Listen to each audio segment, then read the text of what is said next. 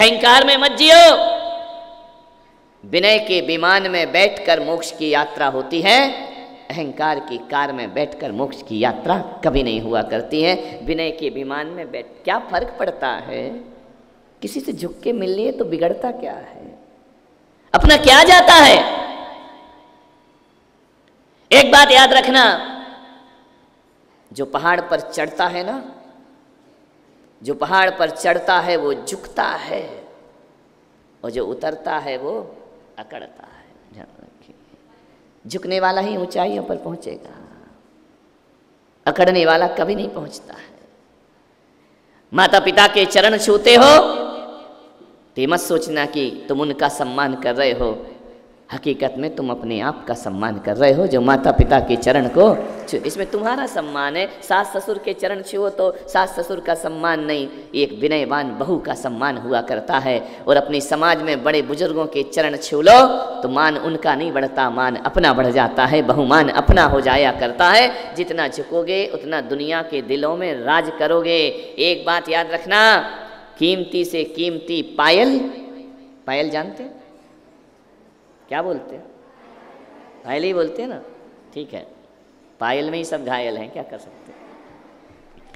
कितनी भी कीमती पायल हो, कितनी भी महंगी पायल हो, कितनी भी बड़ी और सुंदर और वजनदार पायल हो, लेकिन जब भी पहनी जाती है, पैरों में पहनी जाती है और 1 रुपए की छोटी सी बिंदी माथे पे लगाई जाती है, क्योंकि वो बिंदी बहुत छोटी हुआ करती है। बिंदी माथे पे चढ़ती है, पायल पैरों में जाती है। एक बार क्या हुआ, मैं मंदिर गया, राजा बाजार के मंदिर, शांतिनाथ भगवान के दर्शन करने।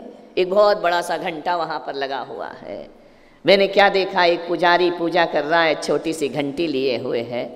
मैंने घंटे को देखा और घंटी को देखा, दोनों में संवाद चल रहा था।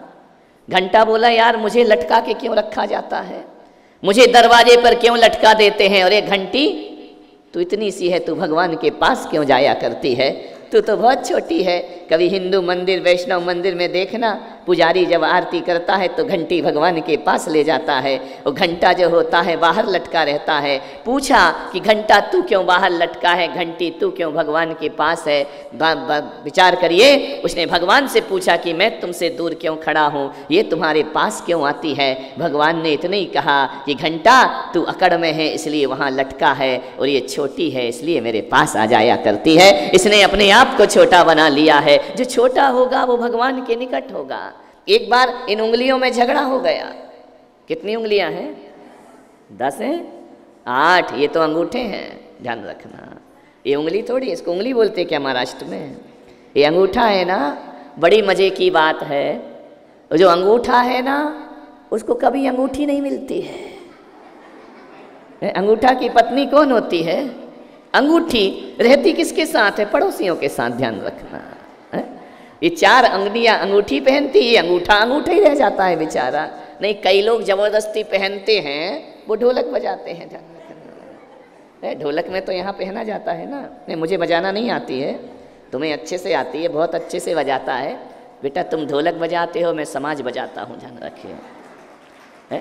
विचार करिए, श्रृंगार जो होता है वो इन उंगलियों का होता है, अंगूठे का श्रृंगार नहीं होता है, ध्यान रखना। अंगूठा तो ऐसे ही रहता है। क्यों रहता है?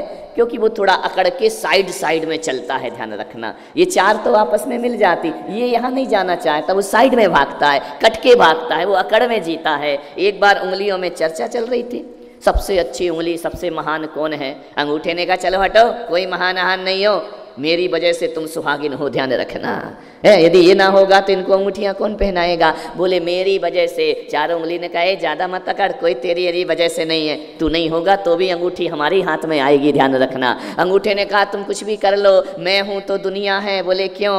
यदि मैं नहीं होऊंगा तो रजिस्ट्री किसी के नाम हो ही नहीं सकती है, ये जमीन जायदाद किसी को नहीं मिल सकती है, मेरे लगने से करोड़ों का मकान किसी और का हो जाया करता है, ध्यान रखिए। मैं सबसे महान हूँ, मेरे बिना कुछ नहीं हुआ करता है। यदि मैं ना रहूं तो कोई धनुर्धारी नहीं हो सकता है, और मैं ना रहूं तो तुम 4 मिलके कोई सामान उठाना जरा, घर में जाके एक गिलास उठाना, अंगूठा हटाओ तो कैसे उठाओगे गिलास को? वो उठ ही नहीं सकता है। अंगूठे की बड़ी ताकत हुआ करती है।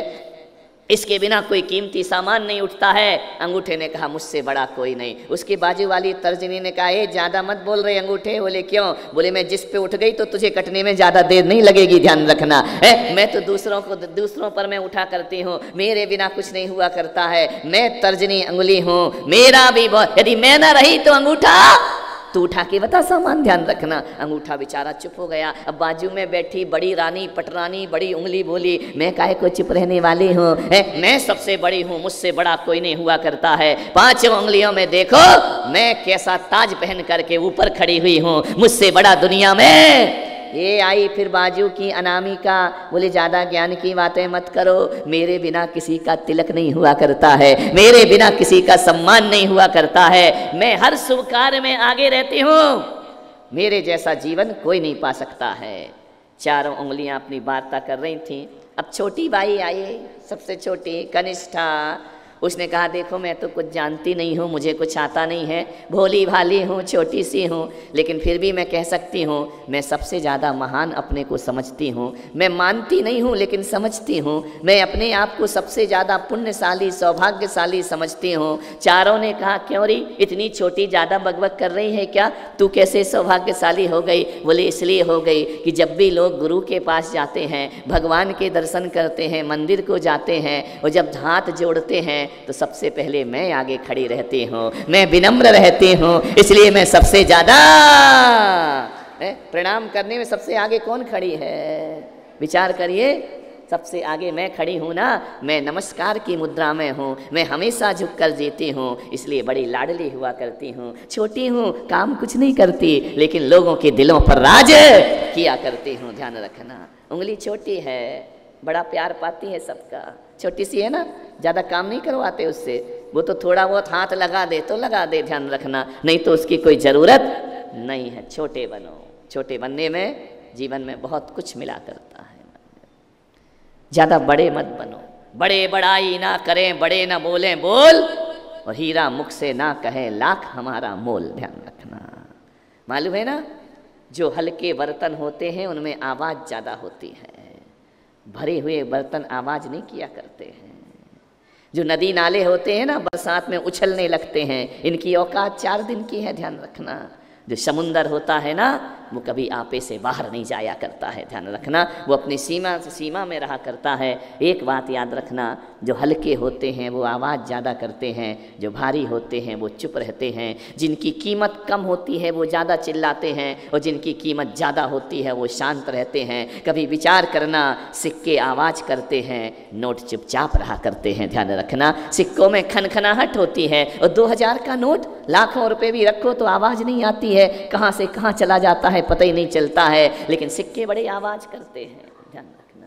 जो खानदानी अमीर होते हैं ना, वो झुक करके रहते हैं, और जो 4 दिन में अमीर बन जाते हैं वो ज़्यादा उछला करते हैं, ध्यान रखना। वो ऐसा सोचते कि हमसे बड़ा दुनिया में कोई और है। ये जितना बड़कपन दिखाओगे ना, उतना हल्कापन प्रदर्शित होते चला जाता है। अमीर तो अमीर हुआ करते, दिल से अमीर, मान्य। एक बार अयोध्या में श्री राम का दरबार लगा था। दरबार लगा है, राम सीता सहित विराजमान है, लक्ष्मण साइड में खड़े हैं, हनुमान पधारे, और जैसे ही हनुमान आए उन्होंने अपना शीश राम के चरणों में रख दिया। एक बात याद रखना, जैसे ही हनुमान ने शीश रखा, राम ने अपना आशीष उसके सिर पर धर दिया। ध्यान रखना, शीश झुकेगा आशीष जरूर मिलेगा, ध्यान रखना, और शीश नहीं झुकेगा तो आशीष नहीं मिलेगा। राम और रावण में इतना ही अंतर था, रावण के पास 10 शीश थे, लेकिन एक भी शीश किसी के आशीष के काबिल ना हुआ, और राम के पास एक शीश था, वह वशिष्ठ के आशीष के काबिल हो जाया करता है, सारी दुनिया में शीर्षस्थ हो जाया करता है। अपने शीश को शीश रहने दो, इसे काशी फल मत बनाओ। क्या बोलते हो तुम लोग? भोपला है ना, थोड़ी थोड़ी आ रही है मराठी, हड़ू हड़ू आ रही है, आ रही है। वैसा मत बनाओ कि किसी के आशीष के काबिल ना रहे। अपने शीश पर गुरु का आशीष जरूर रखवाइए। अभागे हैं वो लोग जिनके शीश पर गुरुओं का आशीर्वाद नहीं हुआ करता है। ध्यान रखिए। प्रातः काल उठई रघुराई, माता पिता गुरु शीश नवाई। ध्यान, सुबह से उठकर माता पिता और गुरु को शीश झुकाया करो। ध्यान रखिए। हाँ, झुकाएंगे जब माता पिता तस्वीर में लटक जाएंगे, जीते जी तो नहीं झुकाएंगे। ध्यान रखना है। तस्वीरों पे, मुर्दों पे शीश झुकाते हो। अरे प्रातः काल उठकर माँ बाप के चरण छू लिया कर दो। मैं कहता हूँ संत हमेशा ना रहेंगे, मैं यहाँ हमेशा नहीं रहूँगा, माँ बाप लंबे समय तक साथ रहेंगे। यदि माँ बाप का आशीर्वाद ले लिया तो संत की दुआओं से कम दुआएं उनकी नहीं हुआ करती हैं। एक माँ बाप होते हैं जिसको देखो वो सजा देता है, दोस्त बनकर के दगा देता है। एक माँ बाप का दिल है इस दुनिया में, वरना मुफ्त में यहाँ कौन दुआ देता है, वरना मुफ्त में यहाँ कौन दुआ। माँ बाप फ्री में दुआएं दिया करते हैं। ध्यान, रोज छू लिया करो बहुओं, थोड़ी सास के चरण छू लिया करो, देवी के पैर तो छू लिया करो, घुटने छूना छोड़ो। जो आता है वो घुटना छूता है आकर के। ध्यान रखना, थोड़े से चरण छू लो। और कुछ ना कर सको तो सास की चरण धूल सास को ही लगा दो। कुछ तो करो अपनी जिंदगी में, आशीर्वाद तुमको अवश्य प्राप्त होगा। आशीर्वाद प्राप्त करिए। सुबह से हनुमान आए, उन्होंने अपना शीश झुका दिया, राम ने अपना आशीष रख दिया। हनुमान यशस्वी भव। ध्यान रखना, जो मुफ्त में मिलता है ना वो बहुत महंगा होता है। हवा मुफ्त में मिलती है, लेकिन अंत समय पता पड़ता है कितनी महंगी होती है जब ऑक्सीजन कम हो जाता है। ध्यान रखना, पानी मुफ्त में मिलता है, लेकिन जब सूखा पड़ता है तब एक बूंद की कीमत पता पड़ा करती है। वनस्पति मुफ्त में बनती है, जब आकाश से अतिवृष्टि हो जाए तब सोचना कि अनाज कहाँ से मिला करता है। जो फ्री में मिलता है वो बहुत महंगा होता है। ध्यान रखिए। मानिए, झुकने की देर है, देने वाले की तरफ से कोई देर नहीं है। लेने वाला देरी से ले रहा है, देरी से झुक रहा है, विलंब हमारी तरफ से है। देने वाला तो हमेशा हमें देने को तैयार बैठा है। ध्यान रखना, हम ही नहीं ले पाते हैं। छोटे बनो, छोटे बनो। हनुमान ने अपने को छोटा बना लिया श्री राम के सामने। ध्यान रखें, प्रभु की कृपा मिली, अनुकंपा मिली। बिरलों को मिलती है प्रभु की कृपा, सबको प्राप्त नहीं हुआ करती है। गुरुओं का आशीष कोई किस्मत वाला ही प्राप्त किया करता है। और मैं पुलक सागर कहता हूँ, अभागा वो नहीं होता जिसके पास धन दौलत या माया नहीं होती, और अभागा वो नहीं होता जिस पर बुजुर्गों की साया नहीं होता। अरे अभागा तो वो होता है जिसके सिर पर भगवान की छत्र छाया नहीं हुआ करती है। वो दुनिया में सबसे बड़ा अभागा होता है। प्रभु की छाया होना चाहिए हमारे ऊपर। पेड़ बूढ़ा ही सही आंगन में लगा रहने दो, पेड़ बूढ़ा ही सही आंगन में लगा रहने दो, फल दे या ना दे छाया तो देता रहेगा। ध्यान रखिए, पेड़ बूढ़ा ही सही आंगन में लगा रहने दो। मान, जुबान पर प्रभु का नाम हो और दिल में प्रभु की चाहत हो और सिर पर प्रभु का आशीर्वाद हो, जिंदगी हमारी सार्थक सफल हो जाएगी। हनुमान झुक गए श्री राम के चरणों में। राम ने कहा कि हनुमान मेरी बात सुनो।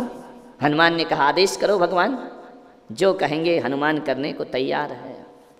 राम ने कहा हनुमान आज मैं तुम्हें आदेश नहीं कर रहा हूँ, आज मैं तुम्हें कोई आज्ञा नहीं दे रहा हूँ, आज मैं तुमसे कोई काम नहीं करवा रहा हूँ।